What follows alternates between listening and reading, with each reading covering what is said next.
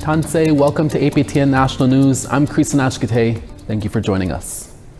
A date has been set for sentencing a self-declared serial killer who targeted Indigenous women in Winnipeg.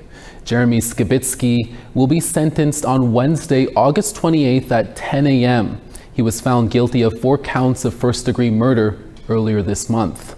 Skibitsky admitted to police in 2022 that he strangled and drowned Rebecca Contois, Morgan Harris, Mercedes Myron, and Buffalo woman in his apartment.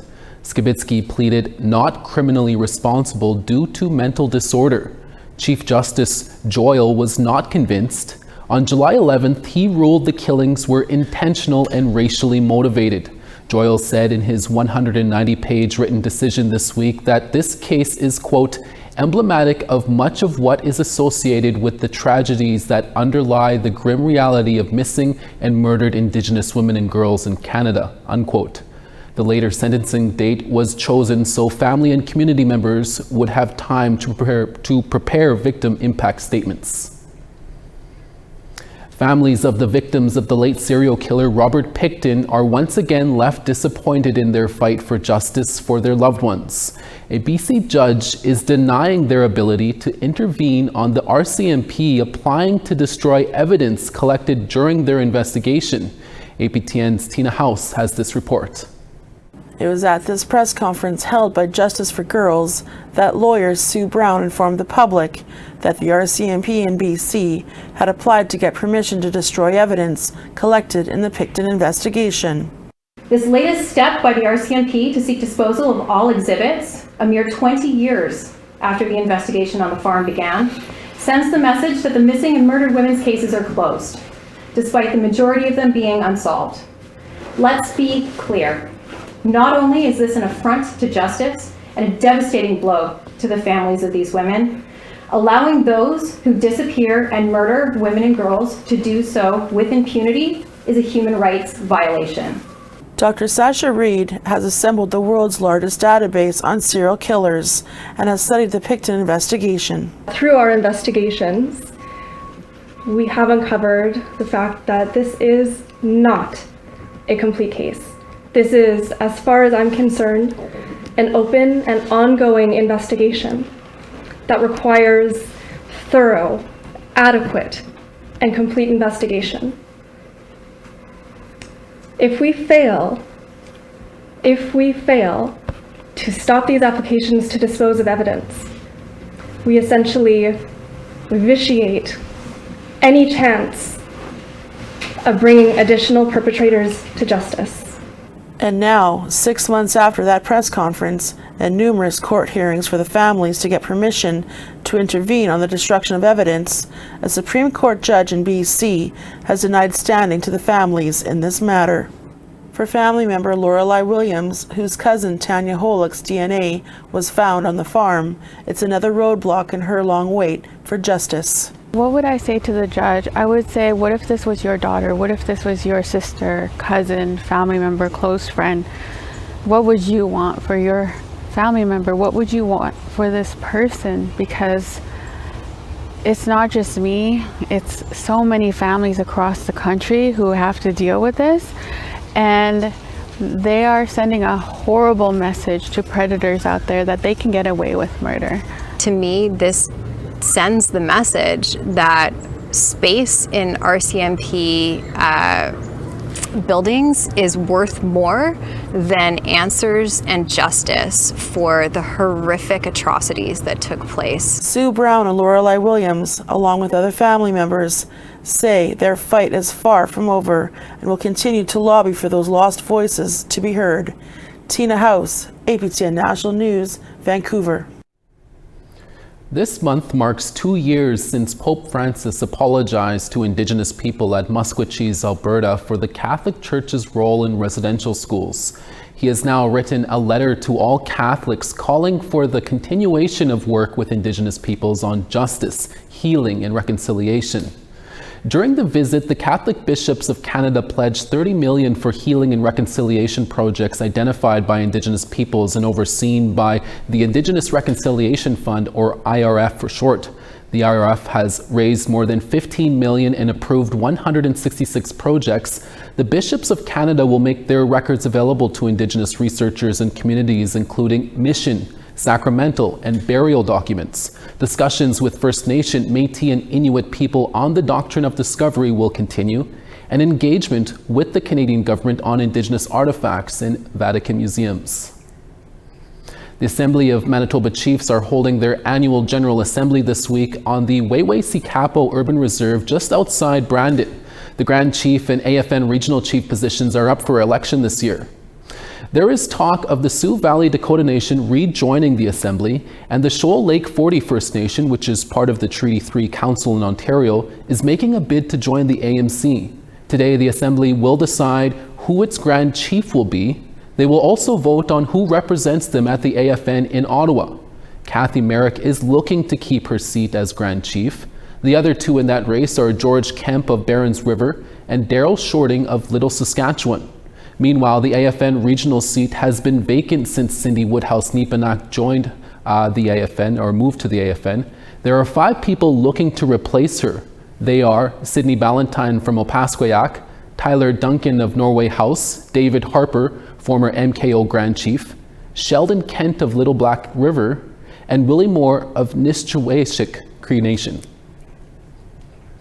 As the Government of Canada enters the second year of its 10-year National Action Plan to end gender-based violence, it was announced Monday that they and the Manitoba government will provide more than $6 million each to 19 community initiatives across the province to address the issue. Gender-based violence is abuse meant to harm, control, or otherwise hurt someone based on their gender.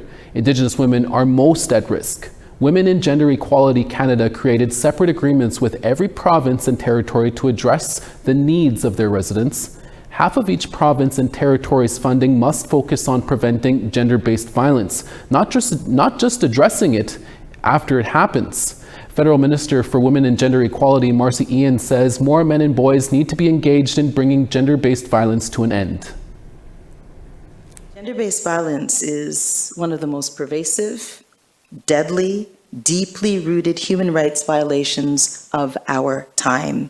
It disproportionately impacts women and girls, certain populations that are at risk of GBV, of course, include Indigenous women and girls, just under 5% of the population, but 21%, because I need to add that percent, 21% of those impacted by gender-based violence, intimate partner violence. We're always looking for your feedback or story ideas. Here's how you can continue the conversation. If you have a story you want to share, send us an email to news@aptn.ca. To read and watch our stories, go to aptnnews.ca. You can also find us online on your favorite social media sites, including TikTok, YouTube, LinkedIn, and X. Follow APTN News to join the conversation and see our latest stories. A woman in the Yukon has survived a grizzly bear attack and is able to tell her story.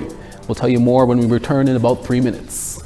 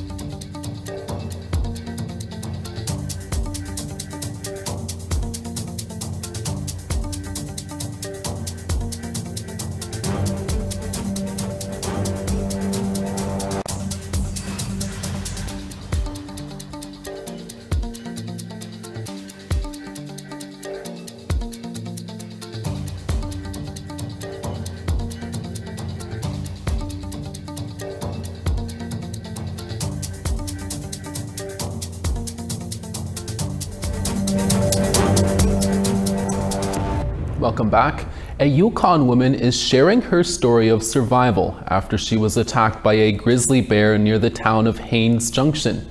Jordan Hasselbeck has the details on how she managed to escape with her life. On June 30th, Vanessa Chaput was out for a run along this trail near the village of Haines Junction when she came across a group of 3 grizzly bears.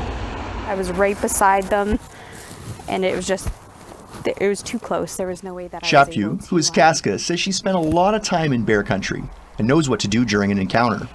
I have a really good respect for them, just because growing up with my dad and everything and going hunting, you're in bear country, like things are going to happen, and we have run into bears in the past, but I've never run into something like this before. She tried to give the bears some space, but her dog Luna got off leash and chased 2 of the bears away. Then, the 3rd bear, a male, charged at her. When the bear had taken me down with my head in its mouth, my first thought was just kind of protect your vitals. So I went straight into the fetal position. My saving grace was from Walmart. Chaput was wearing a plastic hair clip, like this one, which broke in the bear's mouth. She believes that stunned the bear, and it let her go. Once free, she quickly got behind a tree. So I chose this tree right here, and I was able to get in between, and the bear ran in between the willows. I was watching him, and he turned around and charged back at me and actually stopped right in front of the tree. The bear then turned its attention to Luna, who was barking. If it wasn't for my dog barking, the bear was going to come finish the job. With the bear distracted, Chaput made her way towards the highway. I looked at my body and I seen like my arm, and I had blood coming down my face. So I actually had, my one eye had gone red from the blood. I knew I was bleeding heavily and that I needed to get to help. So I didn't run. I just kept my eyes towards where the bear had gone. And then I walked up and onto the highway. She called 911 and her husband, who came and picked her up. The nearby campground was evacuated, and over that weekend, Yukon conservation officers euthanized 3 bears that matched the description from the attack. The area where the attack happened has since been mulched, and rain has washed away the blood. Chaput spent a couple weeks in hospital. So I had puncture wounds all up in my arm. I have a broken bone. I have a lot of nerve damage in that area. And then my tricep was torn into places. She says she doesn't feel any animosity towards the bears and hopes that others can learn from her story. Like, I don't blame the bears for what happened. I don't blame my dog or myself. It was wrong place, wrong time, and like, again, it could have happened to anybody. Jordan Hasselbeck, APTN National News, Haines Junction. Wow, our heart goes out to her. A Northern Manitoba First Nation says a federal funding shortfall is creating hardship at its personal care home. APTN's Fraser Needham has that story. The Nissi-Chow-Asik Cree Nation is located in a remote part of the province, about 700 kilometers northwest of Winnipeg. Its 24-bed personal care home is largely funded by Indigenous services, but Chief Angela Levasseur says funding shortfalls means the First Nation is having to cover the costs of essential drugs and supplies. And it's creating this deficit of funding because we cannot let our elders suffer, go without much needed supplies, medications, vitamins, medical equipment that they need, etc., due to this shortfall. So it's creating a financial crisis for the personal care home. Levasseur says one of the most frustrating things is that ISC is underfunding incontinence supplies for elders. She says the government only provides funding for 5 incontinence products per day, while clients often use up to 12. I purposely highlighted this in my press release because of how inhumane this is for our elders, how degrading it is, how unacceptable it is, and what utter disrespect this shows for our elders. Jessie Horodecki is the director of the personal care home. She says because of the lack of supply of incontinence products, staff are often forced to drive nearly 100 kilometers to Thompson to purchase more. And when we run out of that 3-month supply, often we're running to the closest community, which is Thompson, and we're buying all the stock off the shelves at the local Walmart, just to hold us over until our next shipment comes in. And that, I mean, when you're buying from Walmart, it's,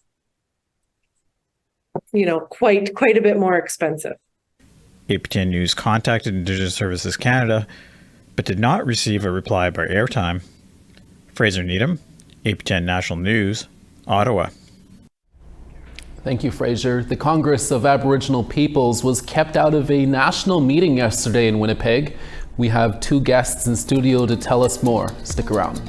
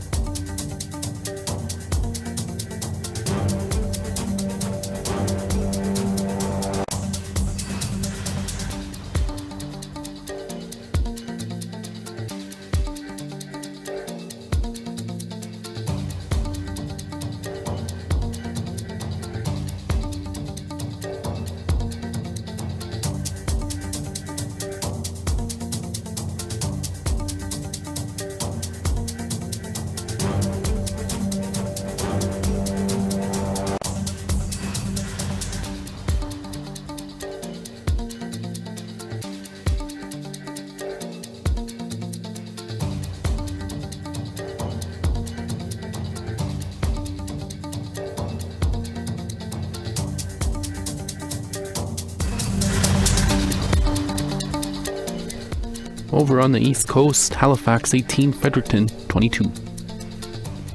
Nain 17, La Grande River 17 as well. Val-d'Or 14, Gasp 19.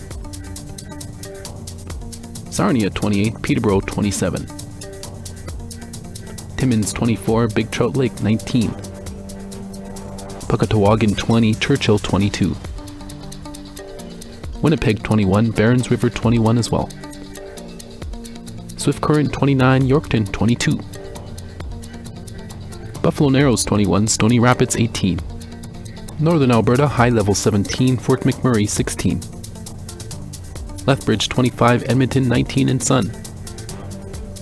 Tofino 13, Kamloops 18. Prince Rupert 12, Fort Nelson 13. Dawson 12, Mayo 19. Yellowknife 16, Wrigley 12. Sachs Harbor 7, Inuvik 17.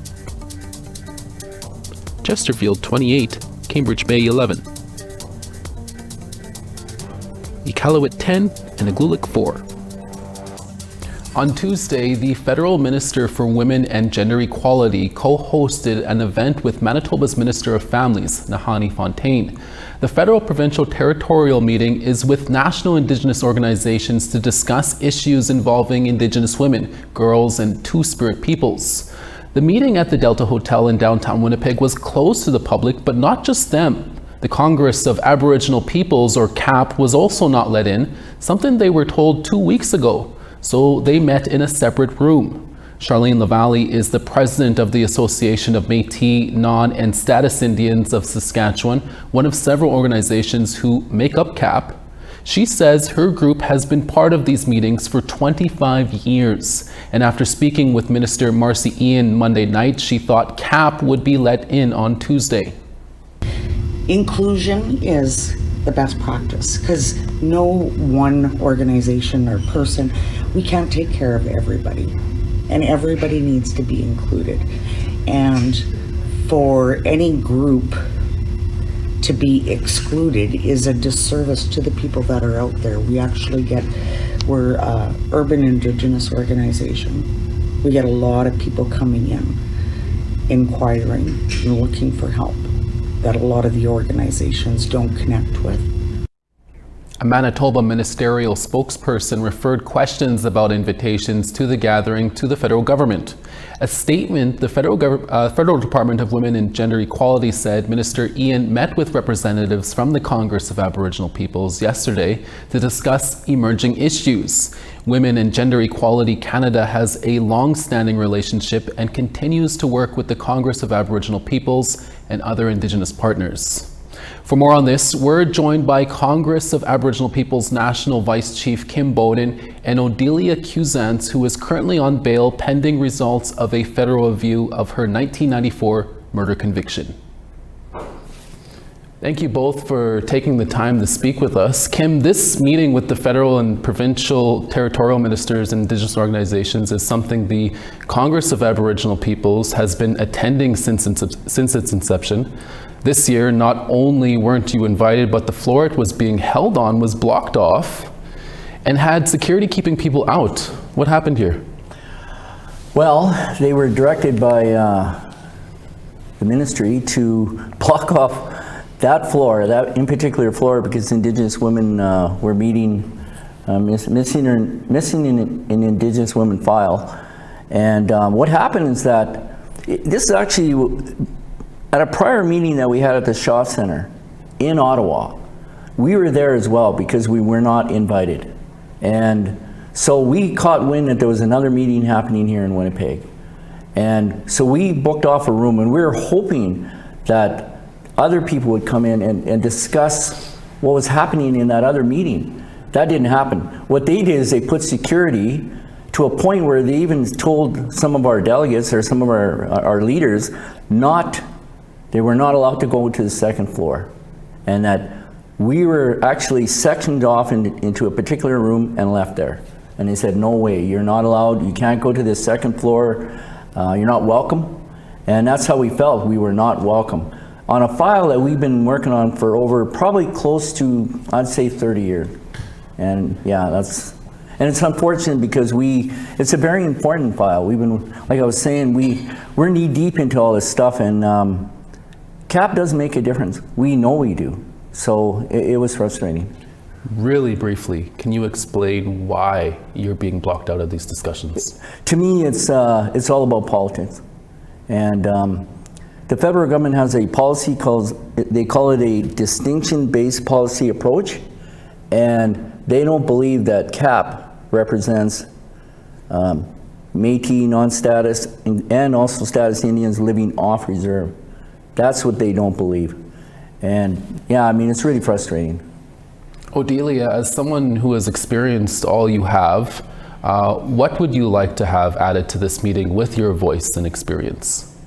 Well, I was invited by CAPS to this meeting, and once I got here, I was very shocked and very shocked to see this happening like this, like with the CAPS not being involved with the meeting, and they're one of my biggest supporters, and I find it unfair, and I was I was shocked myself. I couldn't believe it. I said, does this happen? Like, even watching like the second floor security there, like, it felt like, what is going on? It kind of reminded me of like, I'm not sure what the word is, but I just couldn't believe it, how, you know, especially Cap's been there. My friend Kim's been supportive of me and my sister, you know, my situation, and I just wish that, you know, that, in my words, I said, I don't know if I should say that, but they should grow up. Like, they're supposed to be role models. But that's just my opinion. And since coming to the meeting, I was just like, it was kind of like embarrassing. Mm-hmm. Yeah. Kim, a statement from Minister Marcy Ian's office says she met with CAP and continues to work with you. Are you hopeful for some sort of a reset, especially on matters involving the safety and well-being of Indigenous women? Well, she did meet with CAP. Unfortunately, her message to us is that we were not welcome to that meeting. And even the one in the Shaw Center in Ottawa, we had an opportunity to speak with some of the deputy ministers and other people that were involved. Other ministers actually that hold the file throughout the premiers. At least that happened. This time, they made sure that they slammed the door on us. I felt like, I'm going to use a term, I felt like we were in solitary confinement, you know, and it was really, really frustrating. So I'm not holding out a whole lot of hope with the federal government at this point. I know we're going into an election, and things have to change, and unfortunately, I really don't see it happening for the next, you know, until the next election. Yeah. Well, we'll be sure to follow this more down the road here. Kim and Odelia, thank you for your time. Thank you. Thank you. Thank you. And that's your midday newscast for this Wednesday, July 24th. We'll be back again in a few hours for your evening national newscast with more news updates. From everyone here in our HQ in Winnipeg and from our reporters across the country, hi miigwech masicho. Thank you for watching.